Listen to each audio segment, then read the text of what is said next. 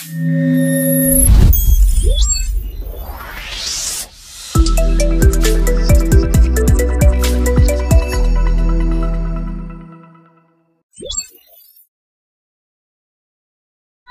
everyone, welcome to VPH Talks, your gateway to tech, innovation, and digital transformation.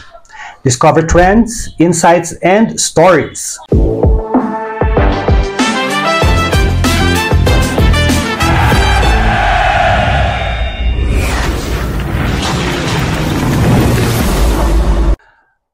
As we all know, March is the International Women's Month, and we would like to welcome our special guest for today, an awardee of the Top 10 Emerging CEOs in the Philippines by Global Women's Leader, none other than the founder and CEO of Virtually PH, Stephanie Bernal Pagal. Hey! Hey, dapat bigla. Hey! Hey everyone! How you guys doing? So, eto na nga, di ba? Starting the official filming, pelikula, ganyan. Ano to, yung idea na to last year pa? I started last year actually, pero sobrang I think around this time also. Yeah, actually, diba? March, April din. Diba? You mentioned this to me last year, March, na I think it started when hindi ko lang nakahanap ka or nakakita ka ng idea. This is actually... Kasi a lot of online businesses are doing podcasts. Kasi I was thinking na kung papaano siya. And maraming ideas, maraming videos, maraming clips, memes na... Diba? Now we're here, finally. After a year. After a year.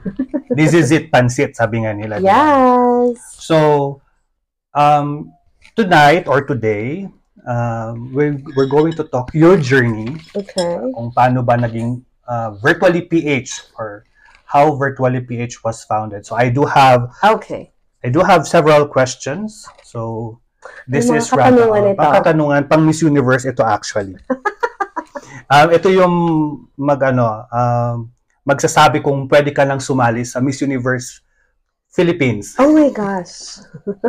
Pero I remember nung bata ka gusto mong sumali ng Miss Universe. Hindi, gusto niya lang ako isali.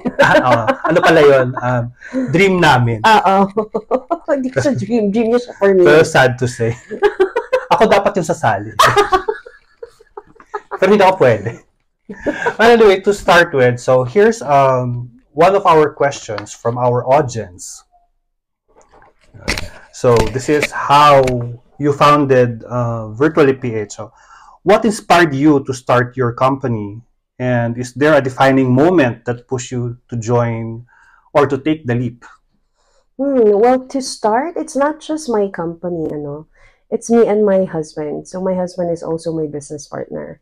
It's just that, shy type kasi siya, kaya ako lang yun nandito. Si OA Nonchalant ba yan? I'm the representative, that's why. But yeah, it's both of us actually. But we took the leap of faith, I would say, is before Virtually PH, I was already a VA for 5 years. And my husband was 4. And then the pandemic came. Yeah, and then after that, our family, we're at home, we're safe, we're secured. We were working, we have earnings, and at the same time taking care of our family.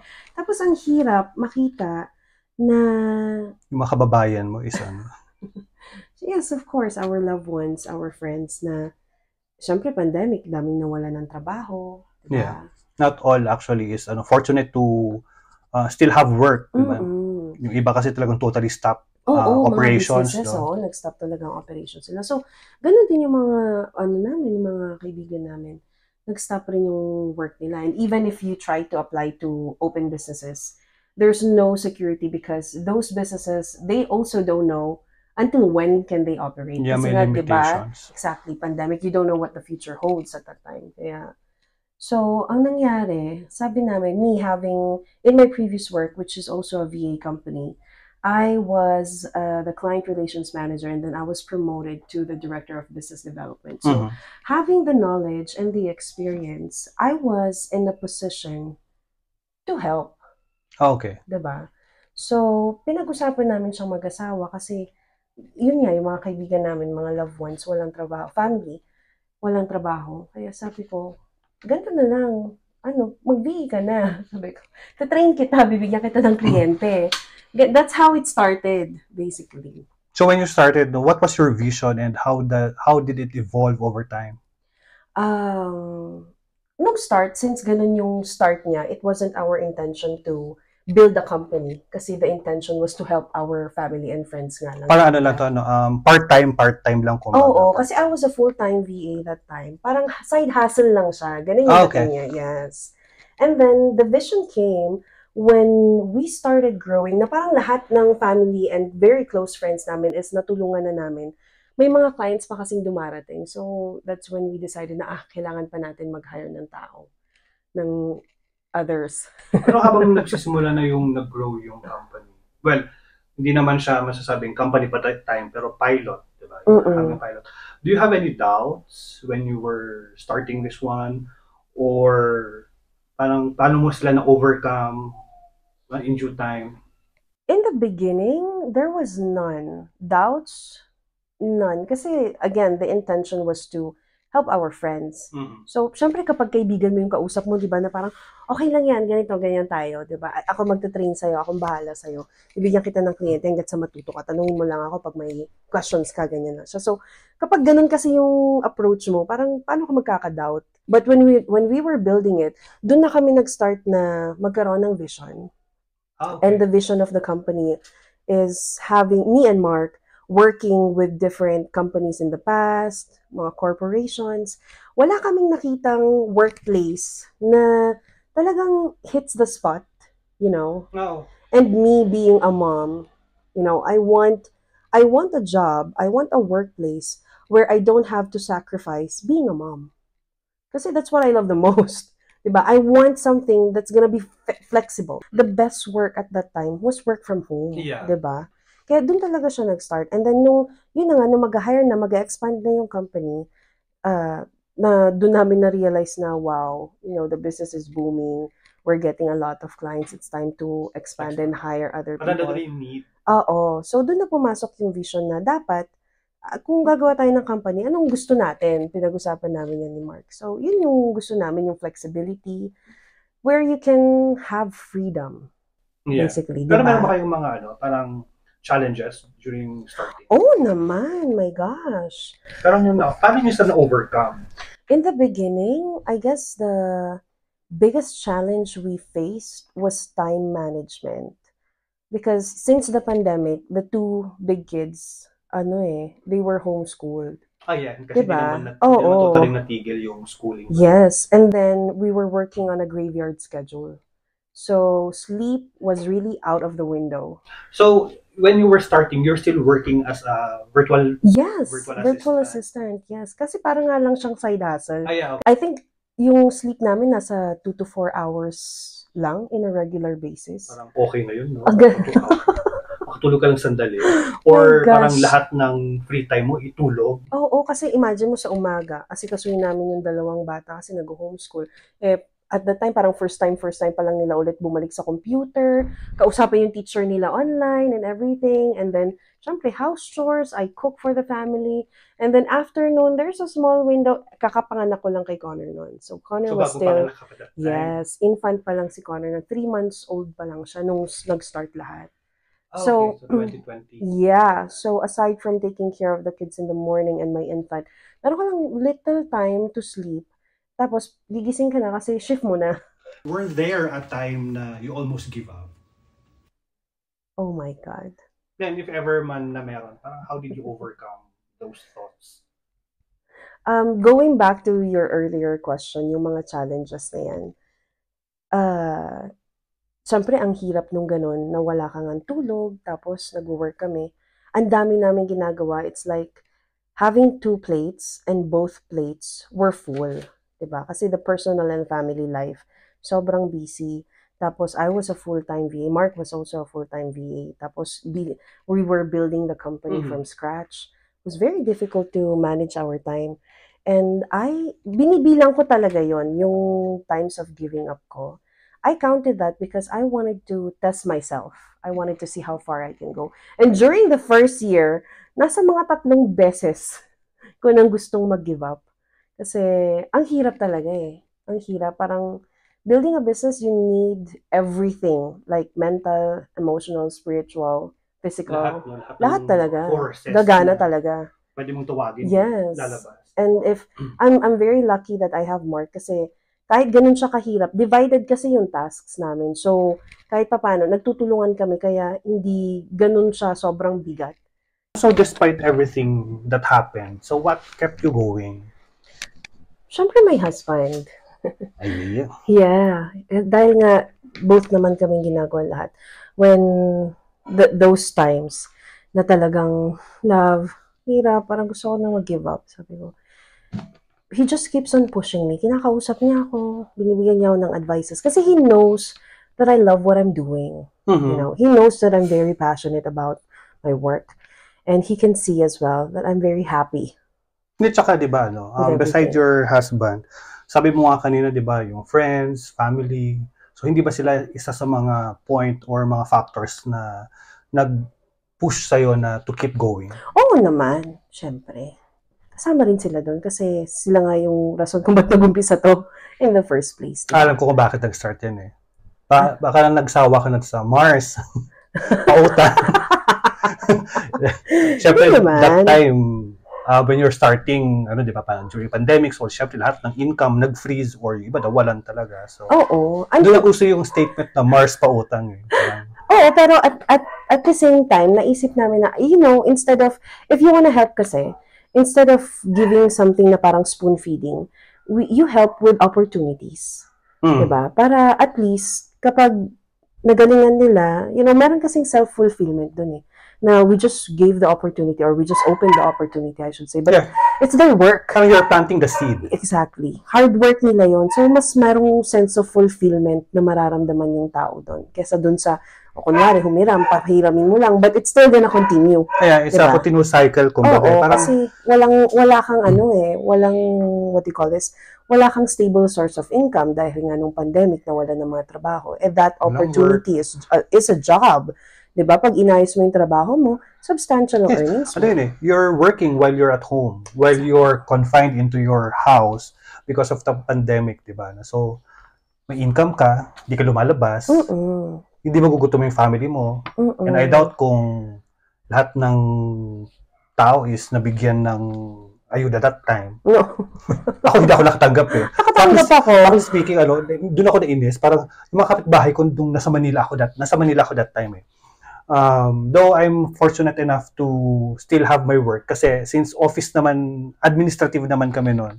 So lahat kami ng nasa office is continuous working. Madami pa rin namang naging maswerte pero speaking of alam mo, yung mga, di ba, international company kasi pinag-workan mo, yun yung mga companies na ginawa kong inspiration. Like Moog, yung TI, the big companies kasi they have very nice work environment.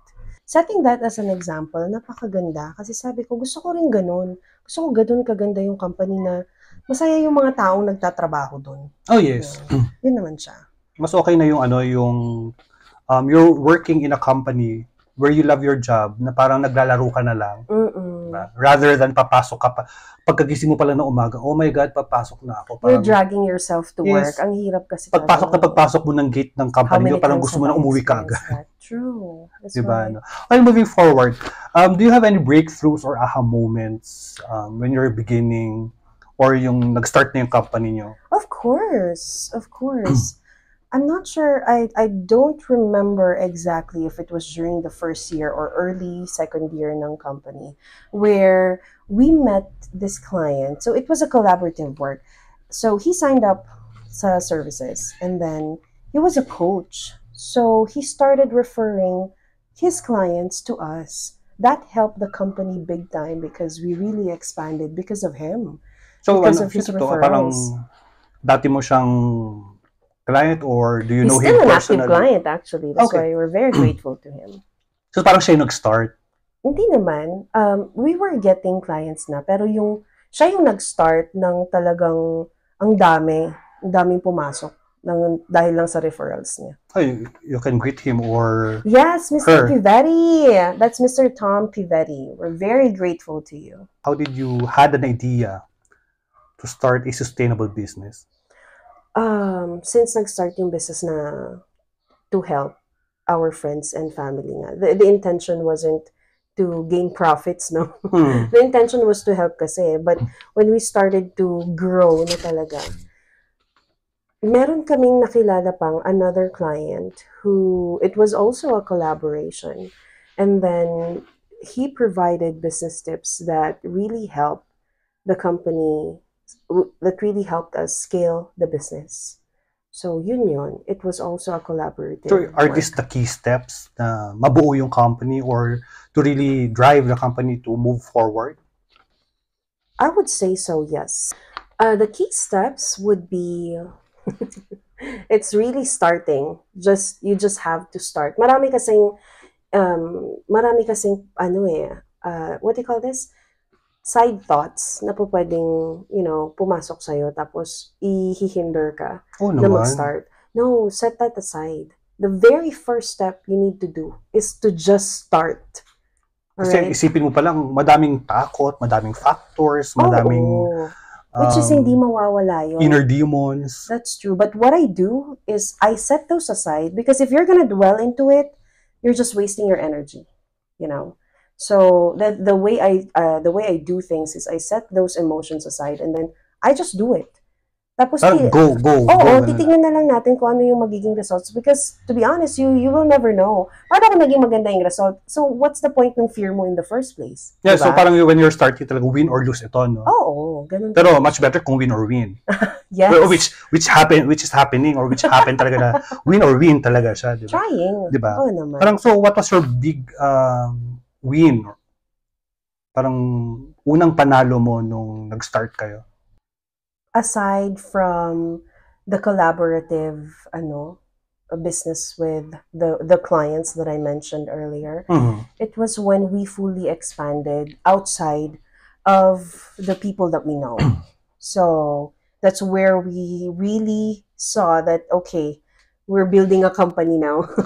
Di ba sabi mo kanina, you started with your friends, parang your circle group. Diba? So sino yung first outside personnel ninyo or employee? It was Jim. Yeah. From Pampanga. Oo. Kasi Karen, I know. Karen, her sister, I know eh. So, she worked with me in the past. So, after that, pinasok niya si Jim. So, si Jim yung, hindi ko masyadong kilala, but still, very close to Karen naman. So parang siya yung pinaka-first na talagang outside of the circle ng group ninyo, no? Yeah. Outside ng friends, outside ng relatives. Yeah. So parang employee number 1 pa din siya. Hindi naman. Ang employee number 1 is Jessica.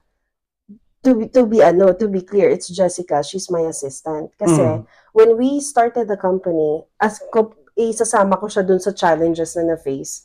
Kasi I was managing everything nga. I was a one-man team. So I was operations, I was recruitment, I was the trainer, I was the accountant, I was marketing. So you're employee number 1.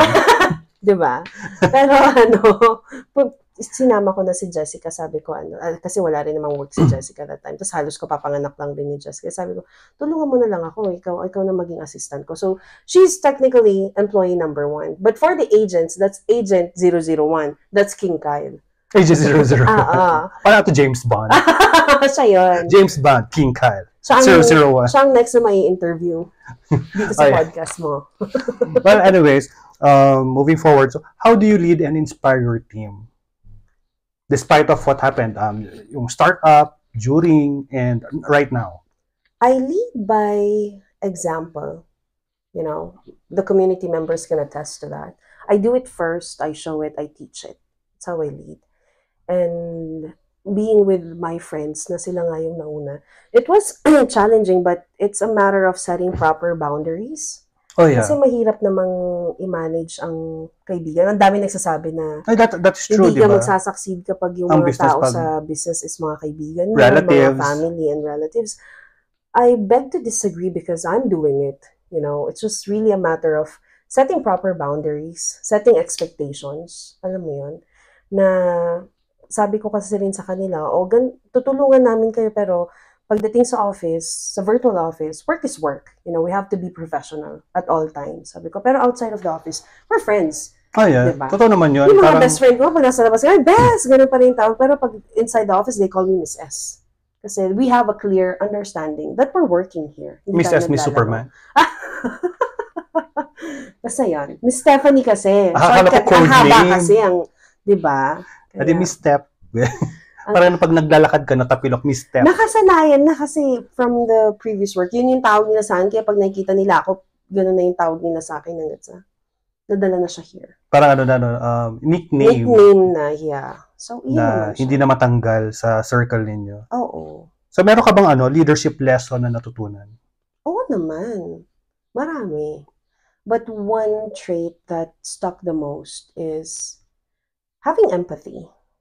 Siyempre, yung sa mga previous work na namin, lalo ako nag-work ako sa BPO before. In my experience naman, when I worked in the BPO industry, my team leader that time, my coach, was the best coach in the floor. Siya talaga, ang dami kong natutunan sa kanya. I guess 50% of my work ethic came from his teachings. Kasi ganun siya kagaling, yung disiplina niya, yung ano niya. Pero he's also showing empathy. Pero pagdating na sa the whole process kasi ng business, may by the book kasi sila. Alam mo yun na fina-follow yung rules na kahit gustuhin man nila, hindi po pwede kasi ito nga yung rules. So, that's the thing that I dislike about the corporations nga. Kasi sila parang we have this policy, we should follow this. That's why it led us to the vision nga na dapat we have freedom kasi we're only humans, you know? We're not robots. Kahit pa sabihin mo mag-file ka ng sick leave na wala ka namang sakit, you just want a break from life. And that's what we want to experience. And it's a good thing siguro when you're handling a small business, diba? Small to medium business where nakikita mo kung ano yung nangyayari sa tao mo. Because you're only have a small number. You only have a small number of people to manage. 40, diba? 40 to 50. 50 to 100 still manageable pa yan. Nakikita mo pa up to the very last. Pero kapag more than 200, 300, hindi mo na makikita.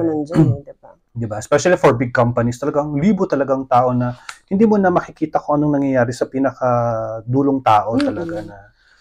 Even siguro kahit yung leader ng pinakadulong tao na yun, if that person is managing 20 to 50 people, hindi niya na makikita yun talaga totally. Because, syempre, diba, ano yun domino effect. Kung anong binigay nung nasa taas, dapat ma-translate until the very end. Pero, minsan parang chismis din yan. Nag-iiba per step or per level, di ba? No? Kaya, depende siguro sa pag-translate into your team members. Oo naman. The best way talaga is communication. Proper communication talaga. Oh yes, totoo. Kasi even if the process is like that, what if the head manager announces it to everyone? Not only to the team leads, hindi ba? Mas malinaw yun kasi yung pinaka-last person, maririnig niya kasi in-announce mismo sa harapan nila. Oh yeah. It's a matter of communication. Communication is the key talaga. Parang very important. Pero kasi karamihan kasi, for example, despite sa sinasabi lagi natin na communication is the key, you should communicate, you should ask questions, trait siguro ng mga Filipinos is yung mahina yung loob to speak up. Diba? Parang, ako sometimes, I'm like that. Sa client ko ngayon, kapag nagsasalita sila, oo na lang ako ng oo, parang, pero sa loob ko, ano naman ang sinabi, parang isa-isa lang, di ba? Hindi pwede bang may bukas pa. In terms of sa clients natin, sa industry kasi natin, that's why we are virtual assistants. Kasi para nga silang kumuha ng online secretary nila, di ba? Oh, yes. So, mayroon ding mga concerns dyan sa clients sa terms of delegation. Kasi maraming clients na hindi marunong mag-delegate ng task. Na bato na lang ng bato, di ba? Hindi mo na naiintindihan, bato pa rin ng bato ng task. May mga ganun talaga. So, in that case, the best way to do or the best way to approach it is to confront your client. Not really ask questions, but confront your client and tell them, what do I need to prioritize first? That way, I can work on it and very organized. Communication ba din siya? Oo, papasok talaga. It's aside from communication is key, your approach is also very important. Yeah, diba? Tama ka naman doon. parang, di ba, you're here now, di ba? So, ibig sabihin, nagawa mo lahat yung mga factors, yung mga keys, yung mga steps na yon, di ba? So, in your position right now, or sa ikaw ngayon, what advice can you give to your previous self or your younger self when you were still starting, ganyan? When you're still working as in a previous company? I would advise my younger self to seek balance. Kasi when I was younger, I was a workaholic. Parang lahat naman tayo pag starting No, I workaholic. can work from 16 to 18 hours a day. Yung time na ini-start namin yung business, although it was very chaotic, I was actually enjoying it. Ganun kasi ako sa work. Pag gusto ko talaga yung ginagawa ko, talagang Naka-focus, no? ako. And saka siguro, parang, ako, I've experienced this Pag, siyempre, bago tayo sa work, parang gusto mo magpakitang gilas din. Diba, parang ibibigay mo lahat. So, kahit na pagod ka na, parang hindi, baka para mapansin ako, this is for promotion, ganyan, diba? No? To the point na burn out ka na. There's pros and cons kasi sa pagiging workaholic, you know. Yung pros niya is you can be ahead diba? You can learn a lot, lalo kapag mahilig kang matuto. Tanggap ka lang ng task. But the cons is, isa yun, talagang marami kang burnouts na may experience, which I had in the past. Kaya, ang ma-advise ko sa younger self ko is seek balance kasi mas clear yung head mo, you know, kesa sa burnt out ka na, diba? Irritable ka kasi kapag burnt out ka. Tsaka hindi ka na nagpa-function ng matino. Totoo. Parang, even though na yung utak mo, or yung katawan mo is nandun sa work mo. Pero yung diwa mo nasa ibang lugar. Parang iba, compared to now that I've achieved balance, I can honestly say I've achieved balance. At least mas light siya, you know.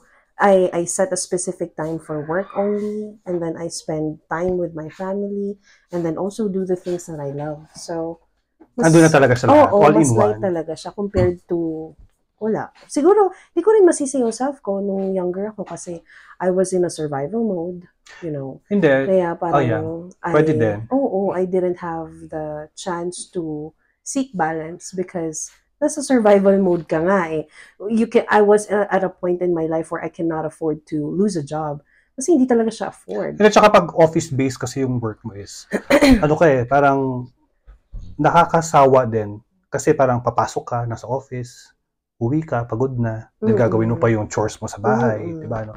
Unlike pang sa ganitong klaseng situation, when we're working from home, mas relaxed, mas kalmado, kasi for you, kasi you're single. Hindi din, kahit na kasi you're with your family. No, yeah, I understand that. Pero there is also a con with that. Meron din siyang downside. Dahil nga, since you're with your family, you also have to set a room. Kaya nga very recommended talaga ang mag-set kayo ng home office. Ng home office. Yes. And make your children understand na I'm working. Kasi hindi ka rin maka-work ng maayos kung palagi kang nadidistract sa family. Yeah. Although very happy na you're working in the comfort of your home together with your family. But at the same time, it can be distracting. Yes, nandun tayo. Pero even though kasi, diba, parang when you're working in a office-based kasi, di ba nandun kasi yung burnout Pero pag nandun ka sa parang work, like in our setting na mas lighter. Totoo kasi parang pag nakaramdam ka ng burnout, you can leave your work for a while. Open my Netflix. Or read your manga or open your Facebook. Mag-ML ka muna. Mag-ML ka muna sandali. And you can actually play with your kids to relax for a while. Diba? That's why I love our job. Then, it's very flexible and you have the freedom to do those. Yes, parang ako, nagbabakasyon habang nagtatrabaho. Diba? You can be a digital nomad, traveling, right? Yes. Just ensure that you still have your proper work ethic, you're delivering your outputs in a timely manner. Hindi po pwede yung petiks lang, and syempre. Most importantly, you have internet connection. Hindi pwedeng mawala yan. Of course, number one requirement. Kapag wala siya, diba? So, yun naman yung work balance na sinasabi natin. Okay lang naman ganyan. Okay lang naman ganyan. Basta internet connection is the number one tool na meron ka. Oo. At saka computer. Yes naman, diba? No? Yung workstation mo dapat kahit laptop siya, dapat medyo heavy duty na din siya. Sa mas kasi yung mga platforms na ginagamit natin, mabibigat. Oo.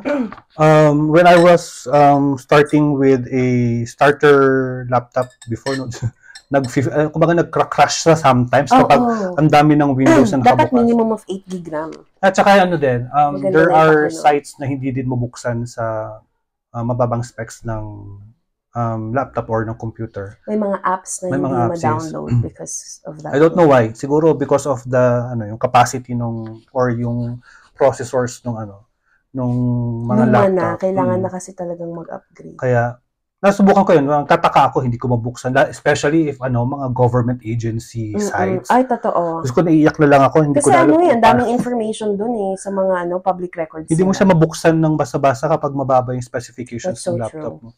And yun na, kailangan mo ng mga certain tools to open those. And ang hirap mag-download ng mga tools pag yung workstation mo is hindi kaya. Despite all of those happening and everything else, diba, parang sabi mo kanina, you have your work balance or life after work. Pero how do you handle failure?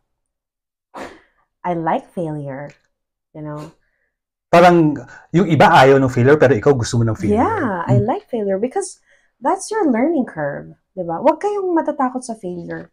Dapat embrace yan kasi dyan kayo natututo And I've failed many times. Parang don't we all, di ba? No? Oo naman. Parang, what's important is you have to ensure that you're picking the lesson. Kasi if not, that's something else. Kaya what I do is I look at it as a third person. Tapos, tatanungin sa sarili ko, saan ako nag-fail? Bakit ako nag-fail? Paano ako nag-fail? And then I pick up the lesson and then I try to do better the next time. Kaya parang may quote ito nakita ko to nung college. This is one of my favorite quotes. Failure is a lesson well learned. And success is a lesson well earned. Ginawa kong motto yan. Motto ko rin yan for life. Gaya-gaya ka ng motto. Kasi it's very meaningful to the point na ilang beses ko siya na-experience sa life ko. Kaya diba? Kinuha ko na siya sa'yo. Motto ko na siya ngayon. Nasa Facebook ko yun. Burahin mo. Besides the pun, so what piece of advice can you give aspiring entrepreneurs? Oh, that's good. Siyempre. I'd say, madaming gustong magtayo ng sarili nilang business. Oo naman. Not just working in a company, slaving away. Building a business is not for the weak. That is the honest truth. And you have to be strong and resilient and always open to learning new things. And whatever limiting beliefs you have, break that.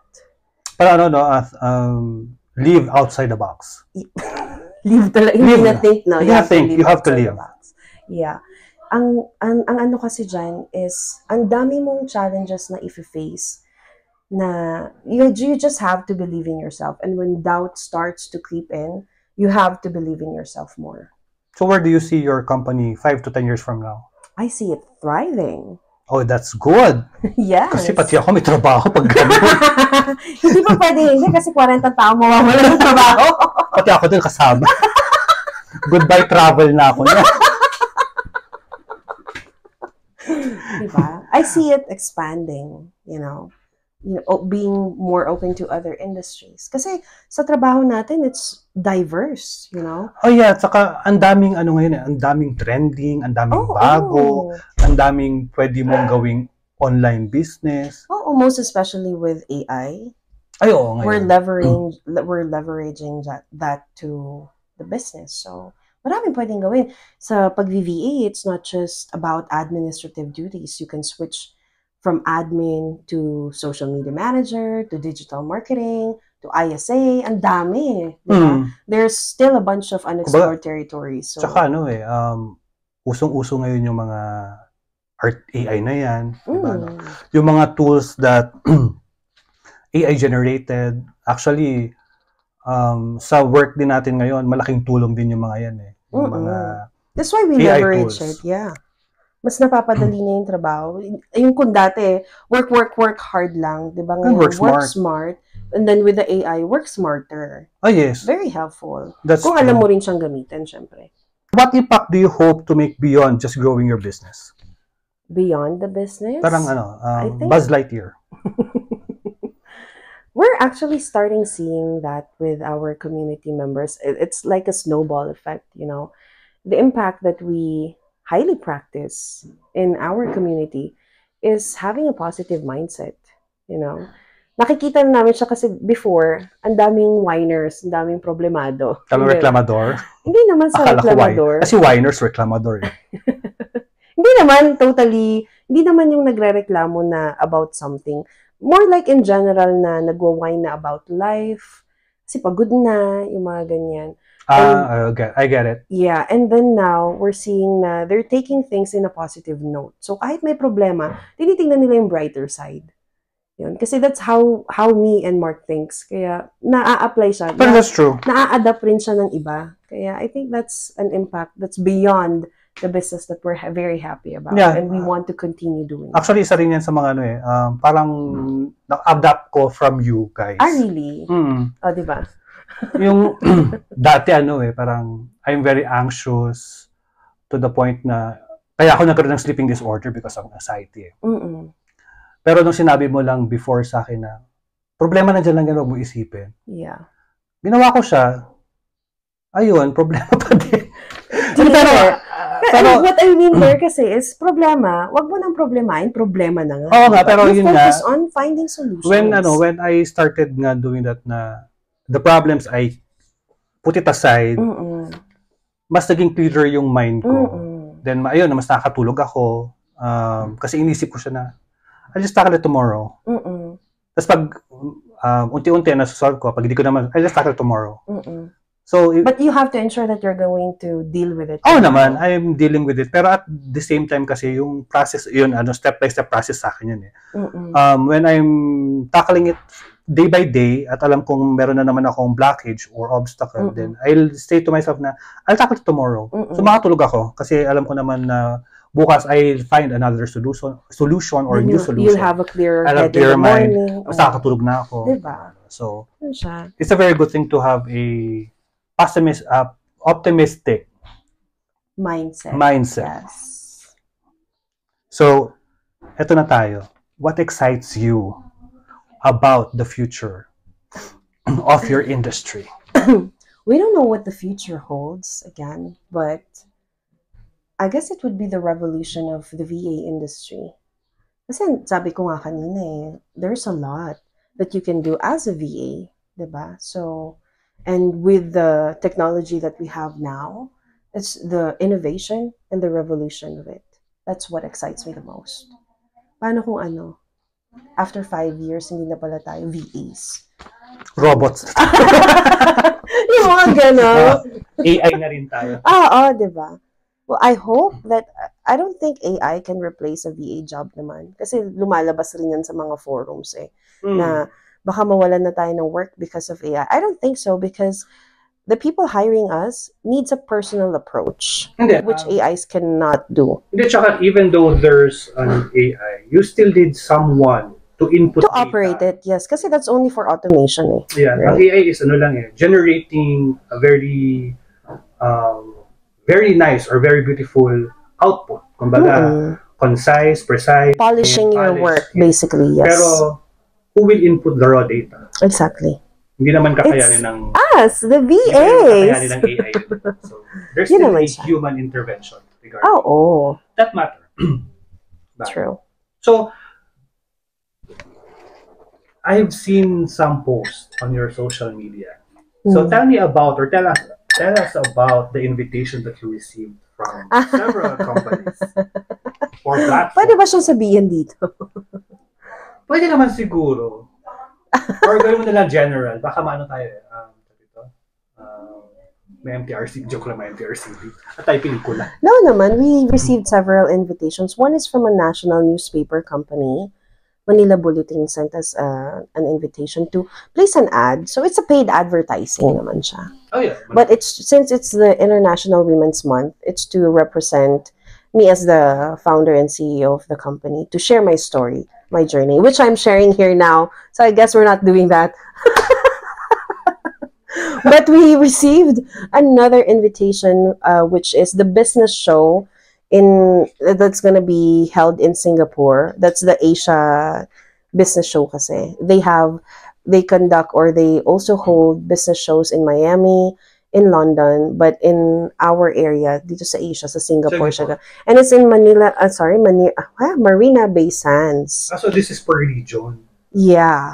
And we actually got the invitation last year as well, but we were skeptical. And this year, we received it last month, February. Or what, that was January. It's a very nice opportunity because you can learn. Yeah, it's focused on outsourcing business kasi. The business show, that business show is focused on outsourcing. So, I hope we can go. I hope I can go. I can also go. I've experienced kasi traveling to forums and seminars, trainings. And it's very nice. I've actually experienced going in a parang it's under the 500 Fortune companies. So there are several companies attending that event, and you can learn a lot. Kasi that's so true. From that event itself, there are several rooms. Parang they have several topics. So it is scheduled morning till afternoon. I think you can have 2 to 4 topics for the whole day. So 2 in the morning, 2 in the afternoon. So mabili ka na lang kung ano yung sa tingin mong you learn something from. So yung sa Singapore naman 2 days. Kasi that's an exhibit. So they're inviting us to exhibit the company. Oh, okay. Kasi marami rin siyang outsourcing companies na magjo-join. And there's like 8,000 visitors na mag-a-attend dun sa show. Kaya maganda siyang platform to showcase the virtual assistant industry and most especially Virtually PH. At eto na nga, dito na po nagtatapos, diba, ang ating first ever podcast. And thank you sa ating guest, our CEO. Yes. Stone ako, di ko alam kung saan ako titingin eh. Dami. Ang dami kasi. Anyways, natuloy din ang ating podcast for the first time. And yeah. Thank you for having me. And we'll be having more. So, abang-abang lang po tayo sa mga invitation. We'll be sending invites to our next guest. Nabanggit na nga ni ating CEO yung ating next guest. So, kung narinig mo yung pangalan mo, expect mo na ikaw ang uupo dito sa ating hot seat. Siyempre yung ating mga next guests that we're going to invite, they'll be sharing their inspirational stories. Yes. Saan ba sila nag-start? Saan ba sila masaya? Bakit sila naging virtual assistant? So, malalaman natin yung mga stories. Baka meron tayong mga from rags to riches dyan dahil sa naging VA sila. Oy! Oy, may mga there are actually, siguro meron na experiences or mga pangyayaring from nothing to because of being a virtual assistant, naging maganda yung kanilang status. Ang daming na open na doors. Open doors. So, thank you again for coming to our simple podcast. Thank you for having me, yes. And thank you for sharing the wonderful story and tawag na dito, journey of our Virtually PH company. Yes, ginapang namin siya. Yun talaga yun. Now you know the story. Okay, guys. See you again till next time for our new trends, insights, and stories.